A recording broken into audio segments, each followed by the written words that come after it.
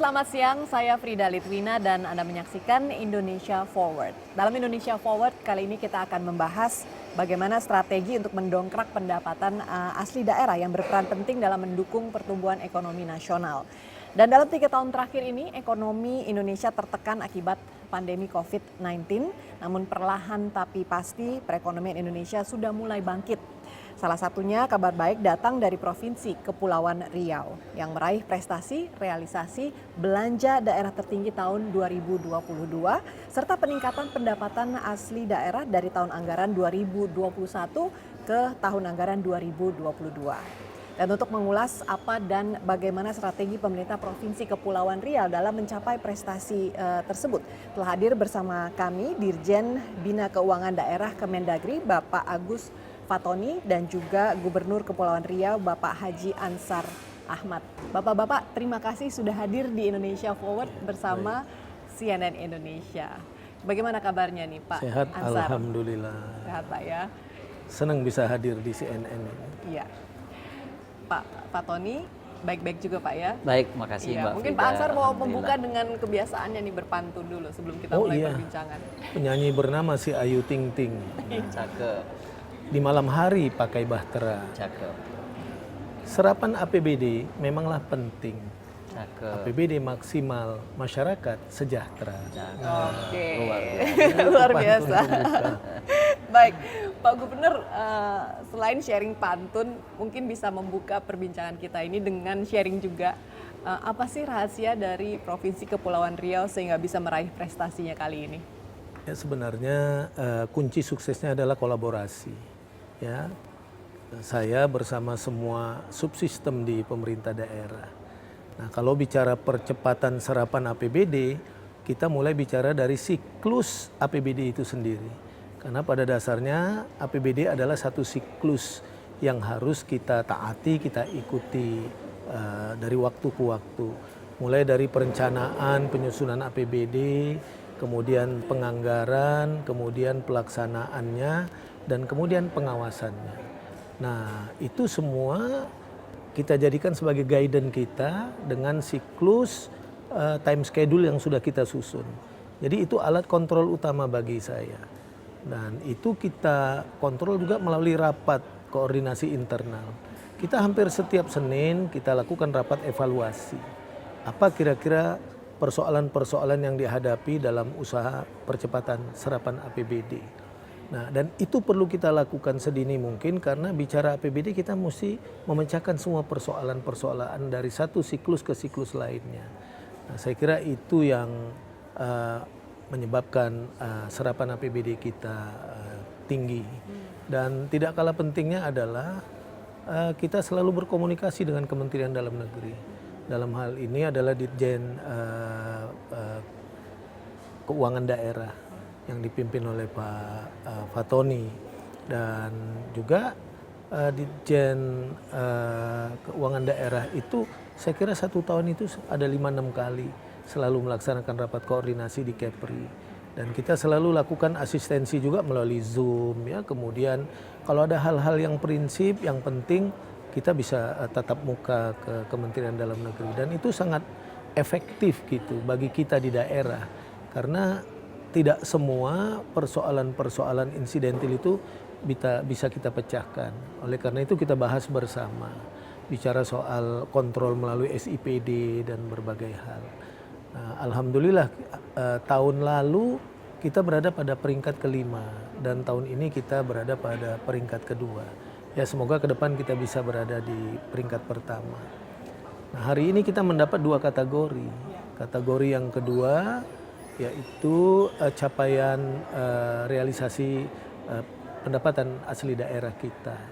Dan dari 5 tahun terakhir persentase peningkatan capaian PAD itu tahun 2022 tertinggi. Biasanya kontribusi PAD kita ke APBD itu rata-rata 36%, rata-rata 30%, 31%. 2022 kita bisa mencapai 42% ya, 42% kontribusi kita untuk APBD. Artinya dari dana transfer pusat apa semua itu porsi PAD kita sudah mencapai 42%. Nah, mudah-mudahan ke depan terus meningkat dan satu saat mudah-mudahan kita bisa menuju kemandirian karena memang kita punya kemampuan fiskal yang kita gali dari potensi-potensi ekonomi di daerah. Baik, selamat ya Pak ya atas pencapaiannya. Alhamdulillah, terima kasih. Pak Fatoni, tadi kita sudah dengarkan dari Kepulauan Riau strategi. Namun tentunya banyak daerah-daerah lain yang serapan belanjanya mungkin masih kurang atau masih di bawah target. Apa yang bisa Pak Fatoni sampaikan kepada para pemimpin daerah agar bisa ditingkatkan lagi ke depannya? Iya, terima kasih Mbak Frida. Jadi kita bersyukur tahun ini realisasi APBD secara nasional itu tertinggi selama 10 tahun terakhir. Jadi ini yang menggembirakan. Artinya dari tahun ke tahun fluktuatif gitu, tapi tahun ini yang tertinggi. Ini tentu berkat kerjasama semua pihak, baik kementerian lembaga, Kementerian Keuangan, BPKP dan juga kementerian lain, termasuk dengan pemerintah daerah, dengan provinsi dan kabupaten kota. Kerjasama ini, kolaborasi ini penting untuk mendongkrak itu semua.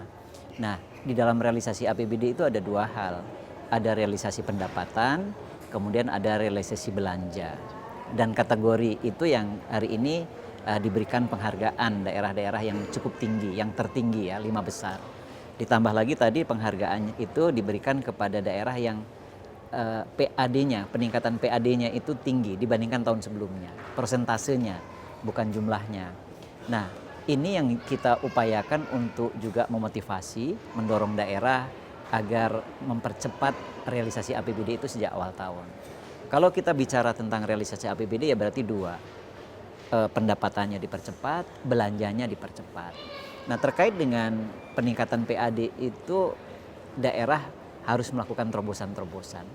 Paling tidak ada 5 hal yang bisa dilakukan untuk meningkatkan pendapatan asli daerah. Yang pertama adalah intensifikasi, mengintensifkan sumber yang sudah dikelola. Kemudian yang kedua ekstensifikasi, memperluas sumber-sumber yang memang belum digali. Yang ketiga juga penting adalah digitalisasi, elektronisasi, sehingga mengurangi kebocoran, biar lebih efektif, efisien lagi. Kemudian keempat yang tidak kalah penting adalah peningkatan SDM. Kemudian yang kelima adalah dengan cara melakukan inovasi. Itu dari sisi pendapatan. Nah, dari sisi belanja juga perlu digenjot sejak awal tahun. Kenapa ini perlu dari awal tahun? Di daerah ini bukan hanya daerah ya, termasuk APBN. APBN dan APBD itu biasanya di awal kecil, kemudian dia membesar di akhir tahun. Nah, ini yang harus kita rubah. Tadi Pak Gubernur menyampaikan membuat jadwal itu yang bagus tuh, jadwalnya dibuat. Kemudian yang kedua perlu dikontrol. Maka leadership juga penting ini untuk mempercepat realisasi belanja ini, realisasi pendapatan, termasuk pendapat ini. Karena dengan leadership yang kuat akan memberikan arahan, petunjuk. Nah, tadi kalau peningkatan pendapatan dengan 5 cara, nah kemudian perlu juga realisasi belanja digenjot sejak awal tahun. Kenapa? Yang pertama, agar uang APBD itu beredar di masyarakat. Dengan beredar di masyarakat, daya beli masyarakat meningkat. Nah, ini akan menumbuhkan ekonomi, membuat ekonomi semakin kuat, semakin berkembang. Yang kedua, pembangunan bisa dilaksanakan sejak awal tahun, bukan di akhir tahun. Kalau dibelanjakan di akhir tahun kan buru-buru, tidak bagus kualitasnya. Dengan awal tahun dilakukan pembangunan, ini juga masyarakat akan tahu bahwa negara hadir, oh negara membangun, sehingga pembangunan bisa dirasakan sepanjang tahun. Ketiga juga pelayanan publik bisa diperbaiki, sehingga masyarakat juga merasa puas. Dengan kepuasan masyarakat akan berdampak pada tingkat kepercayaannya semakin naik. Tingkat kepercayaan naik akan berdampak pada partisipasi juga yang tinggi. Nah, kemudian dengan belanja di awal tahun tentu kesejahteraan akan meningkat, daya saing daerah juga tentu akan lebih tinggi lagi sejak awal tahun. Oke. Nah, Pak Ansar, untuk peningkatan belanja dan juga peningkatan pendapatan, itu kan sebenarnya setiap tahun memang harus begitu kan? Iya. Apa yang kemudian dilakukan yang berbeda tahun lalu ini sehingga bisa mendapatkan prestasi pencapaian tertinggi ini? Ya, saya kira yang sangat signifikan salah satu yang disampaikan oleh Pak Dirjen yaitu program digitalisasi itu. Jadi dengan teknologi informasi kita memfasilitasi mudahnya masyarakat untuk memenuhi kewajibannya membayar pajak. Makanya kita bekerja sama dengan berbagai platform-platform digital seperti Tokopedia, kemudian bahkan Alfamart, Indomart. Kita lakukan itu untuk menjangkau wajib pajak masyarakat bisa melakukan transaksinya lebih mudah. Maka program percepatan digitalisasi daerah terus kita pacu dari waktu ke waktu. Nah selanjutnya seperti Pak Dirjen sampaikan, kita juga memulai itu dengan melakukan pendataan objek pajak, baik yang sudah ada maupun perluasannya. Maka tadi program intensifikasi ekstensifikasi itu memang penting. Kemudian kita juga memberikan reward gitu ya dan punishment pada objek pajak. Reward itu kita berikan penghargaan pada saat-saat tertentu bagi mereka yang patuh membayar pajak. Bagi yang tidak patuh membayar pajak ya kita lakukan proses pendekatan ya dengan peringatan-peringatan yang pada akhirnya tentu mesti dengan proses penegakan hukum. Nah yang tidak kalah pentingnya adalah untuk mempercepat itu kita juga barengi dengan percepatan peningkatan kualitas SDM pengelola pajak. Karena itu penting sekali. Karena mereka yang bisa mengikuti dari waktu ke waktu objek-objek yang harus mereka kejar begitu. Dan itu kita awasi, kita evaluasi. Saya sebulan sekali itu bertemu dengan Bapenda, kita mendiskusikan itu. Dan kita mesti pastikan kalau ada hambatan-hambatan, kita mesti cari solusinya segera. Jangan sampai itu tertunda sehingga sesungguhnya itu objek pajak yang potensial tapi terbiar oleh kita. Maka memang kalau bicara APBD Award ini bagian dari salah satu kompetisi antar kepala daerah.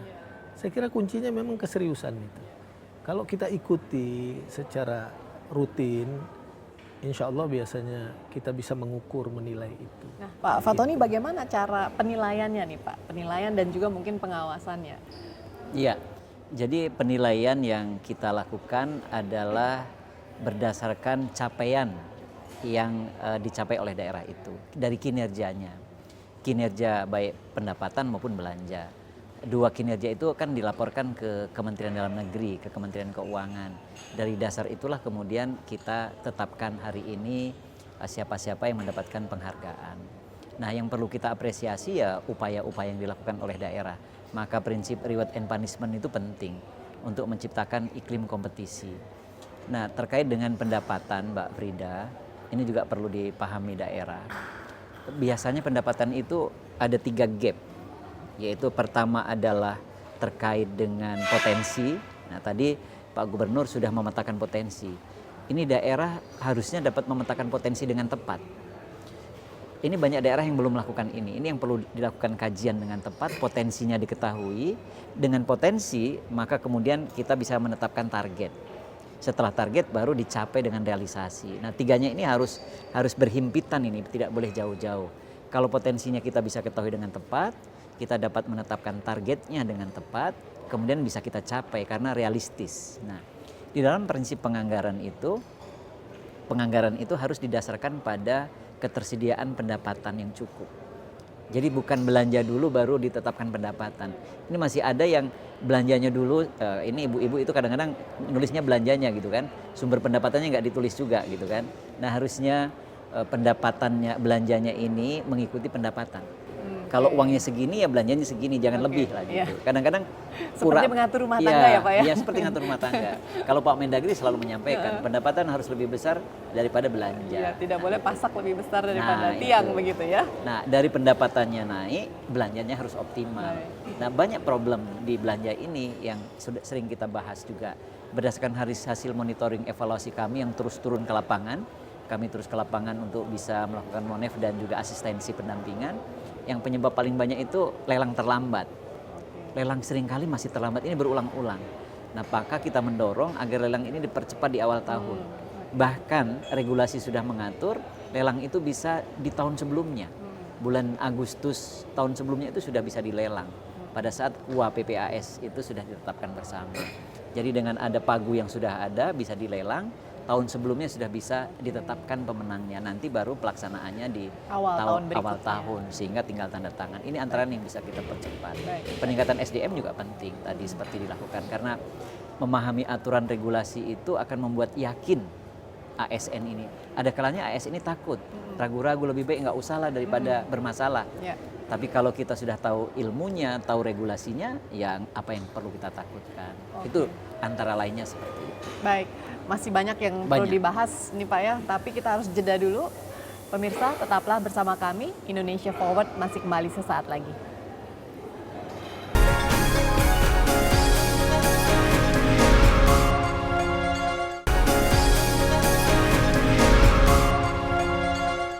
Terima kasih Anda masih di Indonesia Forward. Saya kembali ke Pak Gubernur Kepri, Pak Ansar. Sejauh mana sebenarnya peranan daripada belanja daerah itu terhadap peningkatan pembangunan di daerah? Ya, saya kira kalau kita bicara dari sisi PDRB di masa pandemi COVID, bahkan di pasca pandemi COVID, itu peran belanja pemerintah itu masih sangat tinggi dan cukup signifikan. Kalau kita lihat dari sisi supply, pendukung PDRB itu sampai saat ini masih pada proporsi 37-38%. Oleh karena itu Bapak Presiden, Pak Mendagri juga sudah mengingatkan supaya percepatan belanja daerah itu harus dilakukan. Karena dia memberikan dampak signifikan terhadap perputaran uang dan pertumbuhan ekonomi di daerah. Nah, oleh karena itu kita concern dengan itu. Selain kita juga mendorong kalau dari sisi demand, sekarang industri pengolahan kita yang sangat dominan sampai 41%. Ya, kita harapkan ke depan semakin meningkatnya kemampuan fiskal kita, semakin menggeliat aktivitas ekonomi di semua klaster. Makanya kita selalu berupaya mengukur, menghitung APBD kita itu harus bisa memberikan trickle down efek ekonomi ke semua klaster masyarakat. Jadi pertumbuhan PAD, pertumbuhan APBD harus bisa menggambarkan pertumbuhan ekonomi di masyarakat dengan baik dan terdistribusi ke semua lapisan masyarakat. Oke. Nah, menurut Pak Ansar sendiri, sektor mana saja Pak, sektor yang menjadi bintang begitu, yang berpotensi untuk memberikan kontribusi? Ya, kalau dari sisi demand di Kepri itu industri pengolahan. Karena kita tahu kan Batam, Bintan, Karimun sebagai kawasan perdagangan bebas dan pelabuhan bebas, dan ada beberapa kawasan ekonomi khusus itu rata-rata didominasi oleh industri pengolahan, sehingga memang 41% kontribusinya terhadap APBD gitu, terhadap fiskal daerah. Nah, selain itu sektor pariwisata, karena Kepri itu salah satu destinasi pariwisata cukup terkemuka di Indonesia. Di tahun 2019 itu kunjungan wisatawan mancanegara sempat tembus ke angka 2.967 wisman. Nah, kita urutan kedua setelah Bali. Bali 5,4 juta. DKI itu 2,4 juta, 5,8 juta lainnya itu dari provinsi-provinsi lain. Jadi dua sektor itu kita jadikan trigger untuk men-trigger sektor-sektor yang lain di Kepri. Maka membangun ekosistem ekonomi itu yang sekarang terus kita dorong supaya memberikan kontribusi terhadap PAD dan APBD yang lebih besar. Nah, strategi apapun kita lakukan ya. Akan tetapi kita menghindari, karena kita sedang dalam proses recovery ekonomi, setiap ada ekstensifikasi jenis pungutan-pungutan baru yang memungkinkan, kita harus terlebih dahulu men-treatment itu. Jangan sampai pungutan-pungutan yang kita berlakukan itu justru mendegradasi percepatan investasi di daerah. Justru jangan memberatkan masyarakat yang dalam kondisi saat seperti ini, justru kita harus memproteksi masyarakat. Maka kita mencari pilihan-pilihan yang paling tepat, meskipun target kita mengejar pertumbuhan PAD dan APBD, tapi kita tidak ingin mengorbankan kepentingan-kepentingan ekosistem ekonomi yang lebih besar. Nah, Pak Ansar, dalam mencapai pendapatan daerah yang cukup tinggi dan juga belanja daerah yang tinggi, pendampingan seperti apa yang sudah diterima dari Kemendagri? Ya, saya kira banyak sekali ya. Dan kalau ada jenis-jenis pungutan baru yang akan kita keluar, kita asistensi dulu ke Kementerian Dalam Negeri.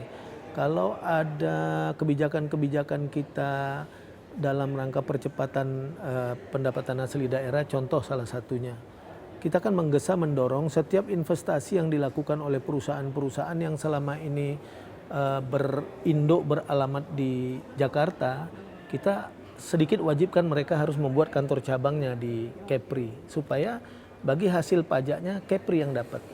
Tapi kalau mereka berkantornya di Jakarta, aktivitasnya saja di Kepri, maka bagi hasil pajaknya masuk ke DKI Jakarta. Dan oleh karena itu DKI Jakarta itu kemampuan fiskalnya besar. Nah itu kita konsultasikan ke Kementerian Dalam Negeri gitu ya. Jangan sampai kebijakan itu justru menghambat percepatan investasi. Tapi ya ternyata disambut baik oleh para pelaku usaha dan mereka memahami karena kita mesti dapat multiplier efeknya sebesar-besarnya kalau mereka melakukan aktivitas ekonominya di Kepri begitu. Nah Pak Fatoni, apakah ini applicable, bisa diaplikasikan ke semua daerah, langkah-langkah yang sudah dilakukan oleh Kepri ini Pak? Iya, saya kira yang dilakukan oleh Kepri bisa jadi contoh ya bagi daerah lain. Kenapa perlu jadi contoh ya? Karena buktinya memang dapat penghargaan. Penghargaan itu sebagai bukti bahwa kinerjanya bagus. Tinggal nanti penyesuaian dengan kondisi daerah, penyesuaian dengan potensi daerah. Nah itu yang kemudian menjadi prioritas. Termasuk tadi yang Mbak Frida sampaikan harus disesuaikan dengan prioritas. Jadi prioritas yang mana? Jadi dalam prinsip penganggaran selain pendapatan, dalam prinsip penganggaran itu juga tidak harus semua urusan dianggarkan. Jadi urusan-urusan yang prioritas itu yang mempunyai dampak yang lebih luas itu yang bisa diutamakan yang di situ. Nah, maka mendorong belanja, mendorong pendapatan, dua-duanya juga penting. Nah, terkait dengan belanja ini, selain yang tadi sudah saya sampaikan, juga seringkali tagihan-tagihan pihak ketiga itu ditagihkan di akhir tahun. Ini yang harus mulai kita dorong agar pihak ketiga itu menagihkan sesuai dengan termin, sesuai dengan kemajuan fisiknya. Kemudian juga di OPD, organisasi perangkat daerah juga masih sering menunda pertanggungjawaban, padahal kegiatannya sudah. Ini juga yang menghambat antara yang seperti itu. Termasuk penetapan pejabat pengelola keuangan itu terlambat, ini juga menjadi problem. Maka kami memberikan solusi-solusi karena berbagai daerah berbeda-beda masalahnya, maka kami turun ke lapangan, kami juga asistensi dan pendampingan, bisa kita melalui rakor-rakor tadi, bisa juga kita melalui virtual atau Zoom, bisa juga datang, bisa juga kita melakukan asistensi langsung dalam terkait juga termasuk peningkatan SDM di bidang pengelolaan keuangan daerah. Kita lanjutkan kembali perbincangan, tapi setelah jeda berikut ini tetaplah bersama kami. Indonesia Forward masih kembali sesaat lagi.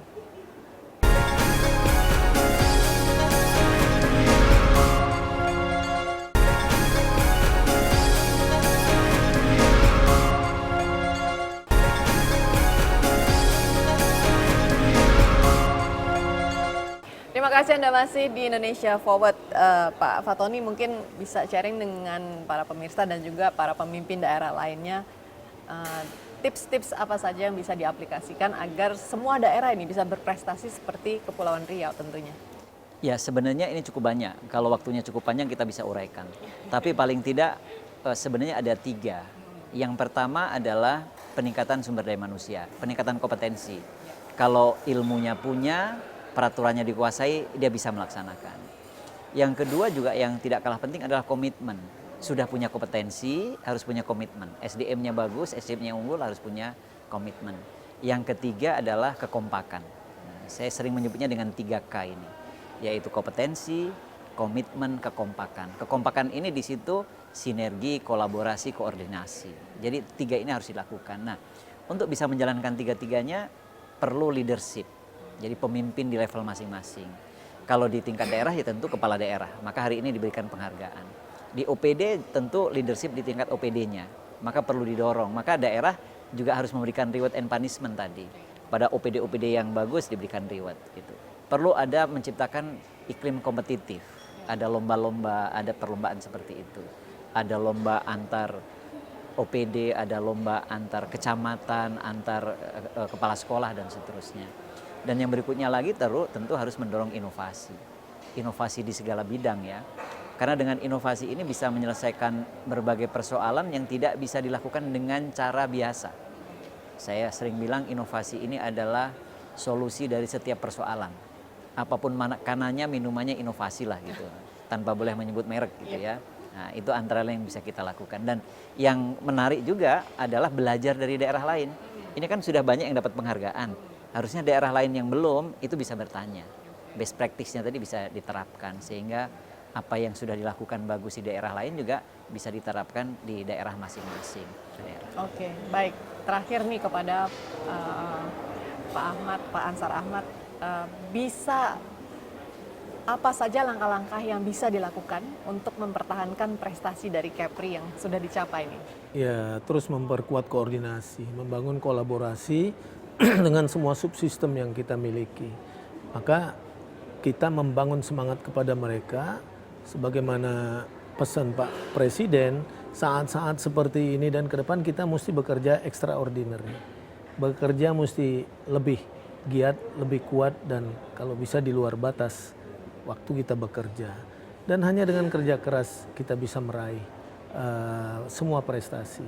Nah, itu yang kita tanamkan bersama-sama, dan kita tentunya perlu doa, dukungan semua stakeholder masyarakat yang ada. Dan saya kira itu kunci suksesnya, dan tidak kalah pentingnya tadi Pak Dirjen sampaikan, ya kita belajar menjadi pemimpin yang bisa memperkuat semua subsistem yang kita miliki untuk menuju keberhasilan bersama gitu. Dan untuk menutup kayaknya kurang pas nih kalau tadi iya. dibuka dengan pantun, Sekarang ditutup harus ditutup dengan dengan pantun. pantun juga. Baik, Pak satu Ansar, bait pantun di hari Jumat memakai sorban. Nah, bajunya pula si baju jubah. Cakep. Nah, APBD Award telah pun diserahkan. Cakep. Pacu semangat membangun daerah. iya. Baik, terima kasih Bapak-Bapak atas waktunya, Pak Fatoni dan Terima Pak kasih. Ansar sudah berbagi di Indonesia Forward. Semoga kedepannya setiap daerah di Indonesia bisa meningkatkan pendapatannya dan juga belanjanya sekaligus ya Pak ya, dengan tujuan tentunya mendongkrak perekonomian nasional. Pak Agus Fatoni, Dirjen Bina Keuangan Daerah Kemendagri, dan juga Gubernur Kepulauan Riau, Pak Ansar Ahmad. Terima kasih sekali lagi. Pemirsa, demikianlah bincang-bincang kami. Semoga berguna bagi Anda. Saya Frida Litwina, undur diri dulu. Terima kasih, sampai jumpa.